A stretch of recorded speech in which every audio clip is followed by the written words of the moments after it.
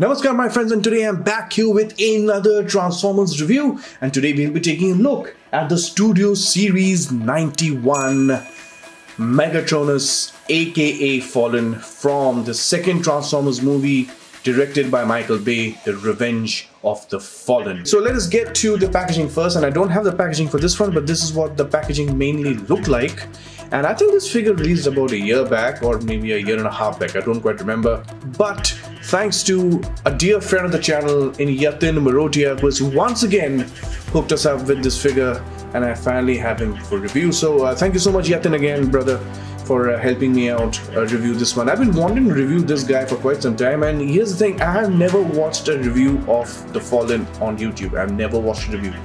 This is my first time experiencing this figure, and I believe, and a lot of friends of mine, a lot of Transformers fans have told me that this is a really good piece. So let's find out how good it is. First, let's have a look at his accessories. So the Fallen does come with his staff, and no, the staff isn't broken. You basically have a couple of pegs here, and you have a couple of slots here. All you gotta do is just peg them in.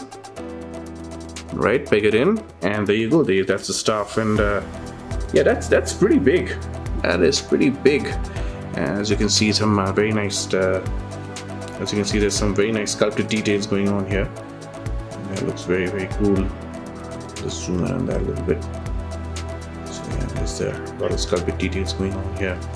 So yeah, that looks very nice. Some details here as well. So it's pretty easy to have the Fallen hold on to his weapon, hold on to his staff, and that's pretty easy. So you go to take any one of these pieces and slide that in between his fingers, right there, and then you have the peg holes right here. You have the peg right here. Just peg those in, and just slide that in, ship that over, and there you go.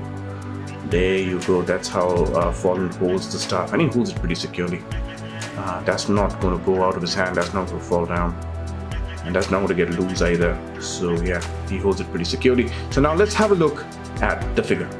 And here we have the Fallen in all his glory. So first impressions, I think this is a really good piece. I think this is very nice. It's not the best in my opinion, but you know, taking a CGI model and turning it into a collectible or a toy is never easy. And looking at the CGI model of the Fallen from the movie, I think this is a very decent attempt, and no wonder, you know, fans really like this piece. Because although I'm not a hardcore movie Transformers collector, but I do like design when it comes together, especially in 3D form, you know, in collectible form or in toy form. I think this is a very good attempt by Hasbro. So he has quite a few features. So let us have a look at the sculpt before we have a look at the gimmicks and the features, you know, whatever he has. So again, starting from his feet, and yeah, very nice, very alien looking feet going on right. In fact, this entire design is very alien looking, very nice.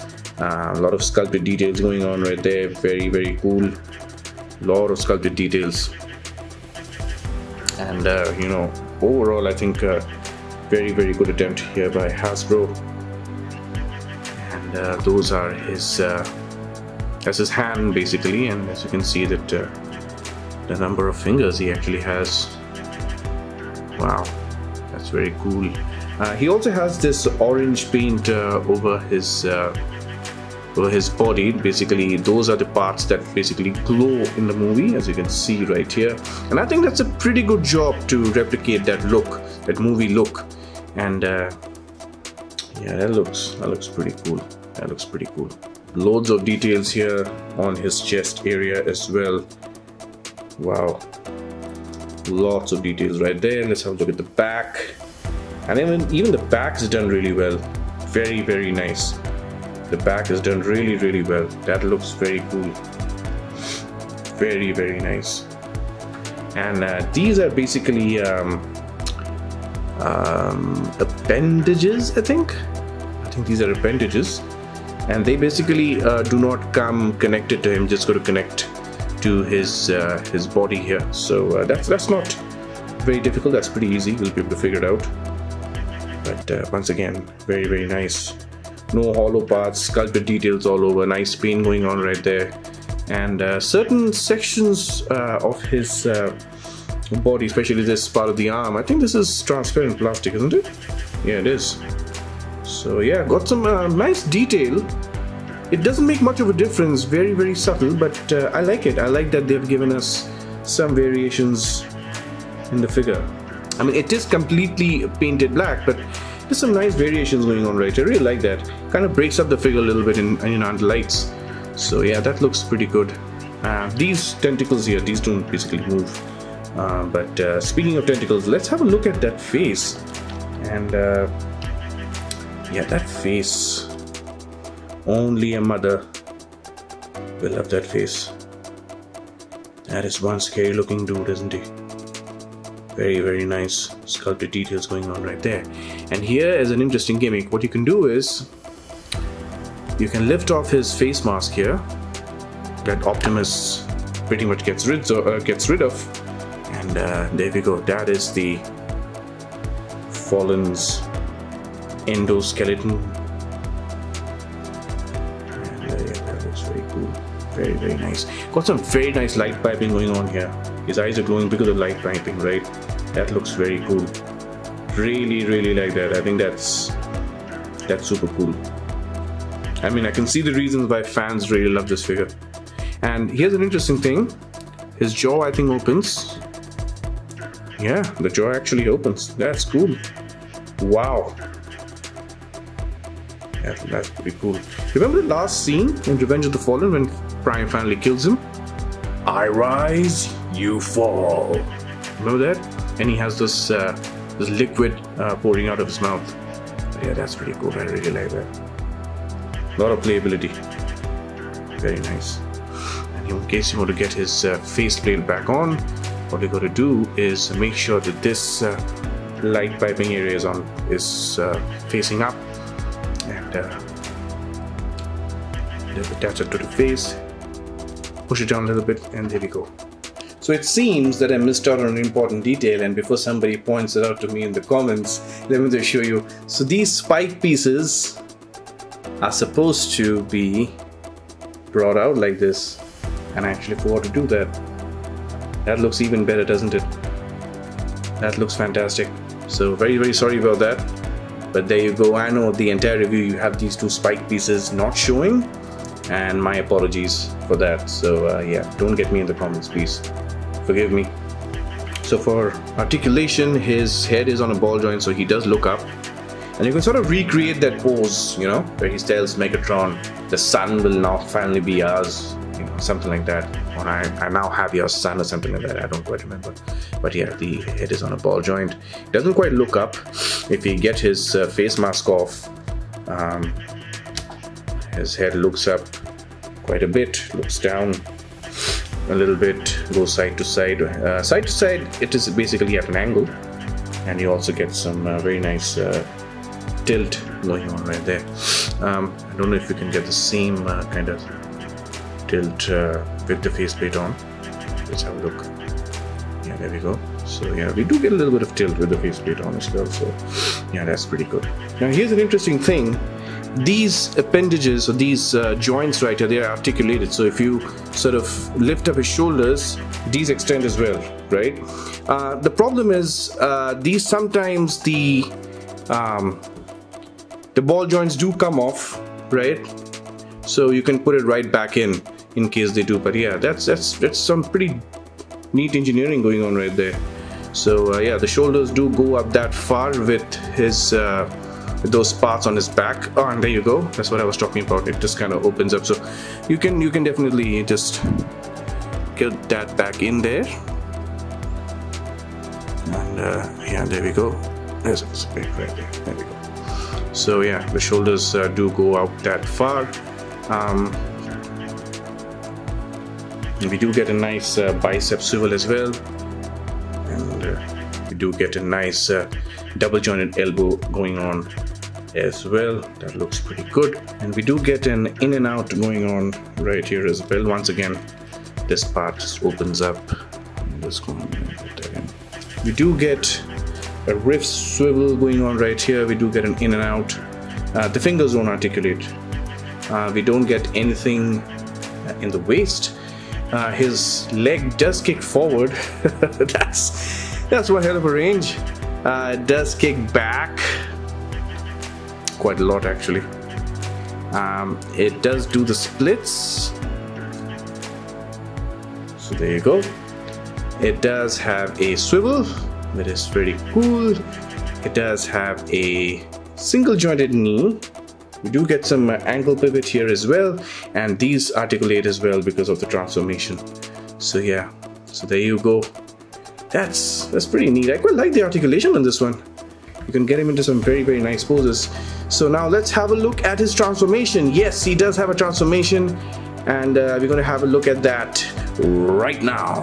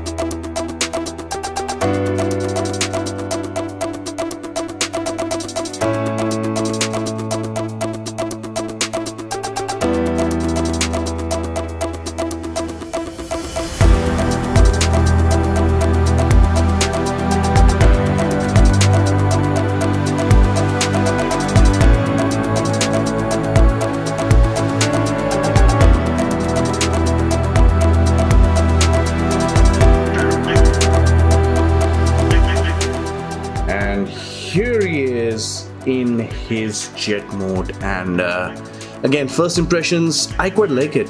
You know, I know he does not transform in the film. I mean, I think he does not. No, he doesn't. But they have given him a Cybertronian jet mode, very crude, and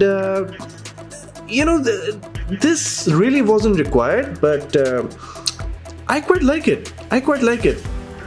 You know, it looks like a Cybertronian jet. It looks like an alien jet, and going by the story, going by the way Fallen is designed, I think this is a pretty decent attempt. I quite like it. I quite like it. Some fans don't like it. I happen to be one of those fans who does. So to each his own. I quite like the way this came out, and the transformation is slightly complex. It's not very difficult, and I quite like that, because you want some sort of complexity when you are dealing with an alien design. You need that complexity when you're transforming him. That kind of playability, which sort of really makes it worth your hard-earned money. And again, very nice details going on right here. Again, these do pop off, so yeah, in case they do, yeah, just make sure that you put them right back in, and there's a slot and a peg here and a slot and a peg here, so that's how you peg them in case you did not follow. But again, yeah, very, very nice. A lot of details going on right here, and yeah, that looks very cool. I quite like the way that has come out, actually. I'm just trying to see if I can get these two to stay together a little bit better. Yeah, there we go. There we go. Very nice. Nice cockpit going on right here. Very cool. Of course, you can actually store the staff on his jet mode as well. So there's a slot here. You can just I don't know, maybe this way, that way, whichever way you want. I'm choosing to go this way. I don't know if that's the official one, but I'm guessing this has to be the official one. I'm not too sure. So Again, there's a slot here, so yeah, I think that looks pretty good. I think that looks pretty good, right? So yeah, there we go. Storage right there. You could turn them around if you want and store them that way. So there is the jet mode, and let us have a look at some comparisons. So it's time for some comparisons, and let us have a look at this particular comparison. We have the Fallen with the Studio Series SS05 Optimus Prime, and yes, so there we go. Now this is not the Prime from the Revenge of the Fallen. I think he doesn't combine with Jetfire, but this is the only one that I have. So that's what Prime looks like next to Fallen without his Jetfire upgrade, or his combined mode with the Jetfire. So there we go. And here he is with the Barway Weapons Master, aka Ironhide. And that is what Fallen looks next to the Dark of the Moon Shockwave. And man, these two behemoths, they're almost of the same size. Almost. Shockwave almost as tall as Fallen. That's cool. That's very cool. Really like this comparison. Man, that would have been so awesome had Shockwave or had Fallen survived and been a part of the third movie. Wow. And here he is with an average size Marvel Legends. We have the PS4 Spider-Man. Now let's get on to my final thoughts. So here are my final thoughts about this figure, and I think this is a really good piece put together by Hasbro. I think that this is quite screen accurate. Now, when you compare it to the CG model, yes, I'm sure there are a lot of details missing, but you have to understand that this is an articulated figure which transforms, right? Although he doesn't transform in the movie, but it does transform into a Cybertronian spacecraft, ship, aircraft, whatever you call it. He does transform into that, and I think that you know, jet mode of his looks pretty cool, at least in my opinion. He definitely has a very nice shell presence. So with that being said, this concludes our review. If you've liked this review, then do give us a like, comment, share and subscribe. And of course, we have more content coming up for you in the next few days as well. We have a big one coming up for you very soon. It's going to hit our studios very soon, and I cannot wait to review him, because that's the first time I'll get to review that piece. And you know, I've never had that version of that character ever in my collection, so I'm very happy to finally have him in the collection.